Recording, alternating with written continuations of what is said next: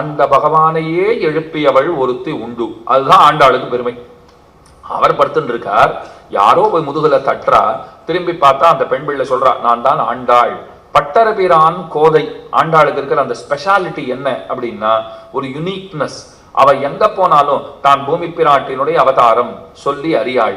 நான் பெரிய ஆள் தெரியுமா அப்படின்னு சொல்ல மாட்டா. பக்தியில சிறந்தவள் அதெல்லாம் சொல்ல மாட்டா. நீ யாருன்னா பட்டரபிரான் கோதை, நான் பெரிய ஆழ்வாருடைய பெண் பிள்ளை. சரி, அதுக்கு என்னன்னு பெருமாள் கேட்டார். அரை துக்கத்துல இருக்கார் போல் இருக்கு, கண்ணை அப்படி தொடச்சுட்டு, சரி அதுக்கு என்ன இப்போ அப்படின்னார். நான் உனக்கு தொண்டுகள் செய்வதற்காக வந்திருக்கிறேன், என்கிட்ட தொண்டை பெற வேண்டியது உன்னுடைய கடமை. பெருமாளும் தூக்கி வாரி போட்டுது. இது வரைக்கும் நான் தான் போய் எனக்கு தொண்டுகள் செய்ய வேண்டியது உன்னுடைய கடமைன்னு ஒருத்தனையும் எழுப்பி இருக்கேன், அப்படியும் ஒரு பயனும் எழுந்துன்றதா தெரியல.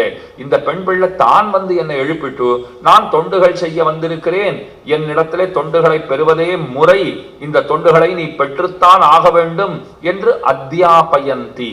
பராசர பட்டருங்கிற ஆச்சாரியர், குரத்தாழ்வானுடைய அருமை திருமகனார். அவர் ரொம்ப அழகா அந்த திருப்பாவைக்கென்று வடமொழியில் அமைந்த ஒரு தனியன் இயற்றி கொடுத்திருக்கிறார். ஆண்டாள் விஷயமான தனியன். நீளா துங்க ஸ்தனகிரி தட்டி சுத்தம் உத்போத்திய கிருஷ்ணம் பாரார்த்தியம் ஸ்வம் ஸ்ருதி சத சிரசித்தம் அத்தியாபயந்தி ஸ்வோச்சிஷ்டாயாம் ஸ்ரஜி நிகழிதம் யாவலாத்கிருத்ய புங்க்தே கோதா தஸ்யை நம இதமிதம் பூயயே வாஸ்து பூயா. ரொம்ப அழகான ஸ்லோகம். இந்த ஸ்லோகம் எப்படி பிறந்ததுங்கிறதுக்கே ஒரு கதை இருக்கு. ஸ்ரீரங்கத்திலே பராசர பட்டர் எழுந்தருளி இருந்த காலம். அந்த சமயத்துல அங்கே ஒரு அரசன் இருந்தார். அந்த அரசன் குரத்தாழ்வானிடத்திலே திருவிலச்சனை பெற்றவன். ஸ்ரீ வைஷ்ணவன் தான் குரத்தாழ்வானுடைய சீடர், அதாவது பராசர பட்டருடைய தகப்பனாருக்கு சீடர். அவன் என்ன பண்ணிவிட்டான், கோயில கொஞ்சம் புனரமைப்பு பணியெல்லாம் பண்ணணும், புனர் நிர்மாணம் பண்ணணும் அப்படின்னு தீர்மானித்தான். மதில்களை எல்லாம் செப்பனிட வேண்டும், சில மதில்களை புதுசா கட்டணும், இதெல்லாம் அவன் தீர்மானிச்சிருக்கான். ஒன்றும் தப்பு கிடையாது, நல்ல விசாரம் தான். ஆனா அவன் என்ன செஞ்சுட்டான்னால், அப்படி மதிலை கட்டும் போது பிள்ளை ஆழ்வான்னு ஒரு அடியவர், நல்ல கதை நன்னா கேட்டுக்கோங்க, பிள்ளை ஆழ்வான்னு ஒரு அடியவர், அவர் திருமாளிகை அவர் வீடு குறுக்க வந்திருக்கு. ராஜா பிளான் போடச்சவே என்ன பண்ணிவிட்டான், ஓ இதுதான் மதில் கட்டுற பிளானா, குறுக்க அது யார்ப்பா வீடு, அது யாரோடது அப்படின்னு கேட்டிருக்கான். அவங்க ஆச்சாரியர் குரத்தாழ்வான், அவருடைய சீடர் பிள்ளை ஆழ்வான், அவருடைய திருமாளிகை அவர் வீடு, அதெல்லாம் யார்தாவனா இருக்கட்டும், அதை இடிச்சுட்டு மதுளை கட்டுங்கோன்னா. இது பராசர பட்டருக்கு தெரிய வந்தது. அவர் இவனை பாக்குறதுக்குன்னு வரார். பரவா நீ மதில் கட்டுறேன்னு கேள்விப்பட்டேன், ரொம்ப சந்தோஷம்.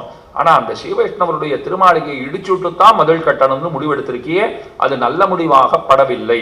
நீ எதுக்கு மதில் கட்டுற சொல்லு அப்படின்னு கேட்டார். அவன் சொன்னான், பாதுகாப்புக்கு தான் கட்டுறேன்னா. கோயில் பாதுகாப்பு, அதுக்கு தான் கட்டுறேன். சிரித்தார் பட்டர். பெருமானுக்கு பாதுகாப்புங்கிறது மெய்யன்பர்கள் தானே தவிர நீ கட்டுற மதில்ங்கிறது ஒருபோதும் பாதுகாப்பு ஆகாது.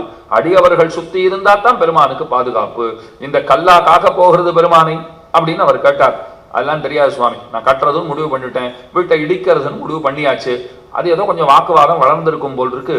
பராசர பட்டருக்கும் அந்த அரசனுக்கும் ரெண்டு பேருக்கும் சரியா மனம் ஒத்து போகவில்லை. கொஞ்சம் விரோதம் உண்டாகி போச்சு.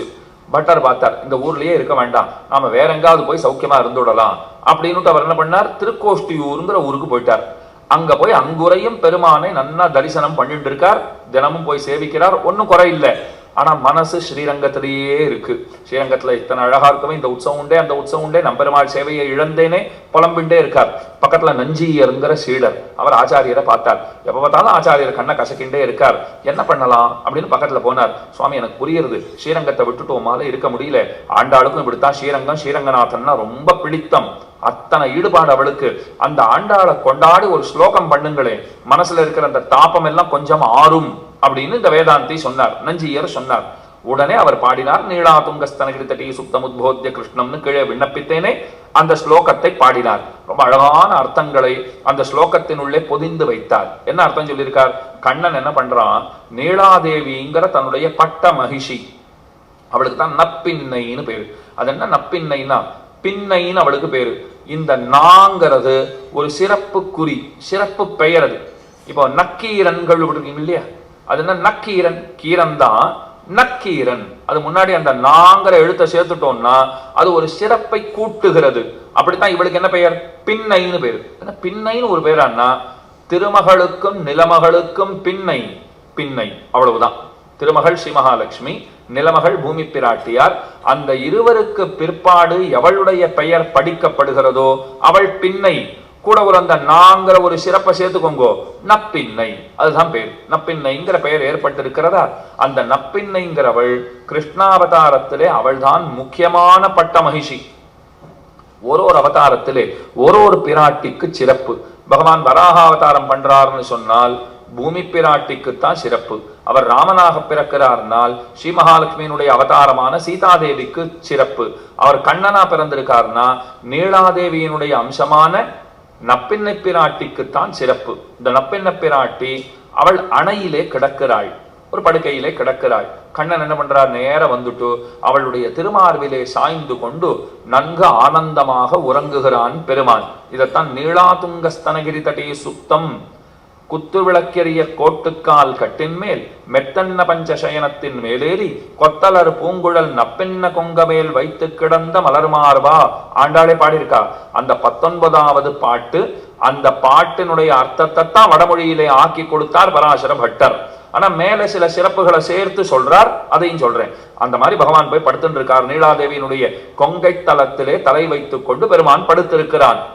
அப்படி படுத்துட்டு இருக்கிற பெருமான போய் கையில ஒரு ஸ்கேல் எடுத்துட்டு டீச்சர் மேடம் போறா போல போனா. மிஸ்ஸுங்கிறது சொல்லி குழந்தைகள்லாம், எங்க மிஸ் இதை சொன்னா, எங்க மேடம் இதை சொன்னா. மேம் முதல்ல மிஸ்ன்னு கூப்பிட்டு இருந்தா, அப்புறம் அது மேடம் ஆச்சு, இப்ப மேம்க்கு வந்தாச்சு. அந்த மேம் கையில என்ன பண்றா? ஒரு குச்சி வச்சுட்டு இருக்கா, ஸ்கேல் வச்சுட்டு இருக்கா. இருக்குன்னு நினைக்கிறேன், அந்த நாள்ல இருந்தது. இப்பெல்லாம் பசங்க கையில குச்சி இருக்கிறதா சொல்றா, போய் பார்த்தா தான் தெரியும். அதனால கையில குச்சியை வச்சுட்டு இருக்கா. அதை போல கண்ணனை போய் தட்டி எழுப்பினா. எழுந்துரு, இன்னும் எவ்வளவு நாள் படுத்துட்டு இருப்பேன், எழுந்துரு. அவர் கண்ணை கசக்கிட்டு பார்த்தார். என்னன்னு கேட்டார். நான் உனக்கு அடிமை. அத்தனை சந்தோஷம் பெருமானுக்கு. இதை ஒரு ஜீவனும் சொல்லிட்டா எத்தனை நன்னா இருக்கும். என் சொத்தெல்லாம் பாதுகாக்கப்படும். ஏன்னா நாம் அத்தனையும் அவன் சொத்து. ஆனா நாம் என்ன பண்ணிட்டு இருக்கோம்? செருக்கி திரிந்து கொண்டிருக்கிறோம். நாம நம்முடையவர்கள் ஒரு அபிமானத்தோட நாம சுற்றி கொண்டிருக்கிறோம். ஆனா உண்மையில நாம அத்தனை பேரும் பெருமானுடைய சொத்து. அளவில்லாத வைபவம் அவனுக்கு, அளவில்லாத பெருமைகள் அவனுக்கு. எல்லார காட்டிலும் பெரியவன், மேம்பட்டவன் அவன்தான். அதுதானே ஹிரண்யகசிபு பெருமானிடத்துல சொல்றான், என்னை யாராலும் ஒன்றும் செய்ய முடியாது. எனக்கு பிரம்மா தெரியுமா? பிரம்மா தெரியுமா உனக்கு? ரொம்ப பெரியவர், பிரஜாபதி. அவர் எத்தனை வரங்களை எனக்கு கொடுத்திருக்காரு தெரியுமா? பகவான் ஒற்றை வரியில ரொம்ப சிம்பிளா பதில் சொல்லிட்டார். பிரம்மா நான் தான் படைச்சேன் அவரை அப்படின்னு விட்டார். எல்லாம் முடிஞ்சு போச்சு பாருங்க. எனக்கு பிரம்மா பெருத்த வரங்களை கொடுத்திருக்காருன்னு ஹிரண்யகசிபு சொன்ன உடனே இவர் என்ன சொல்லிட்டார்? பிரம்மா நன்னா தெரியுமா, என் குழந்தை நான் தான் படைச்சேன்னு விட்டார். அப்பவே ஹிரண்யகசிபு வாய் பொழந்துட்டான். ஓஹோ, அப்படின்னா என்ன அர்த்தம்?